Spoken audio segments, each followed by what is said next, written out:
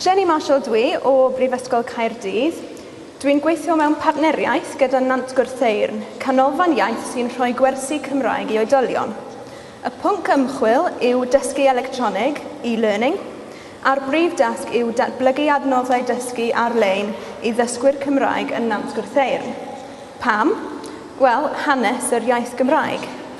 Mae gwybodaeth o'r iaith yn cwympo ers blynyddoedd. Dyna lle mae'r daith yn dechrau.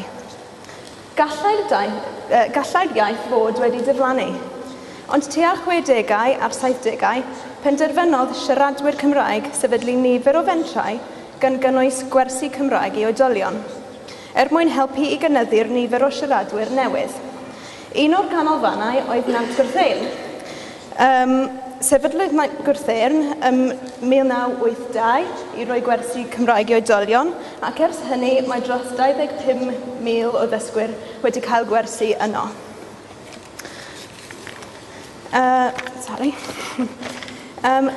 Ble dwi'n dod mewn i'r stori yw'r flwyddyn 2011. Pan ffurfiwyd partneriaeth rhwng Nant Gwrtheyrn a Prifysgol Caerdydd drwy raglen CES. Mae gan Nant Gwrtheyrn flynyddoedd o brofiad ym maes dysgu Cymraeg i oedolion, ac ym Mhrifysgol Caerdydd mae gyda ni brofiad o ymchwil ym maes caffael ail iaith, a profiad o greu adnoddau dysgu ar-lein. Felly beth dwi wedi wneud hyd yma, mae hi wedi bod yn hanfodol gweithio'n agos a thiwtoriaid Nant Gwrtheyrn, mwyn deall anghenion dysgwyr Cymraeg yno. Mae'r cyrsiau yno yn gyrsiau preswyl, felly mae'n eitha gwahanol i wersi Cymraeg mewn llefydd eraill yng Nghymru.